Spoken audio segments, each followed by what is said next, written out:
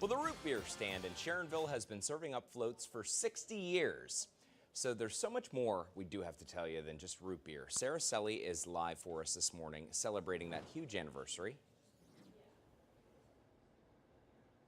Yeah, good morning to you. Okay, so they only open up during the spring and summer months because it's pretty cold in here during the winter time. In fact, it's kind of chilly today. They do not have any heat in this building. That's part of why it's only open seasonally. Okay, Eric, you are the owner here, and we've been talking about how this place has a whole lot of character after 60 years. Absolutely. One of the big character pieces that people notice are the fact that above us you can see all these different baseball caps and hats from various businesses and teams, and they've all got stories. Tell me about how this all started. Absolutely. Well, as I mentioned before, the main road out here, which is Reading Road or Cincinnati-Dayton that it turns into, was the main thoroughfare between the two cities. So there was a lot of truck drivers and regular passengers that would come through.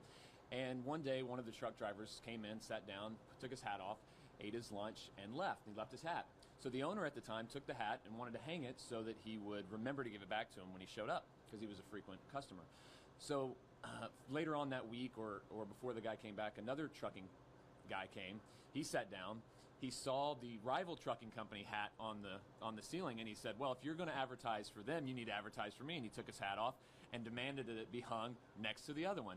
So people started coming in, and before you knew it, people kept leaving hats and wanting their companies represented at the root beer stand hanging on the ceiling.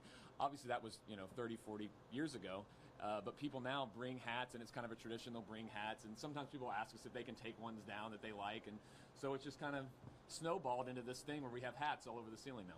Just one of the many stories here at the root beer stand, which opens up today at 10 a.m. for the new season. 60 years in business. Back to you all.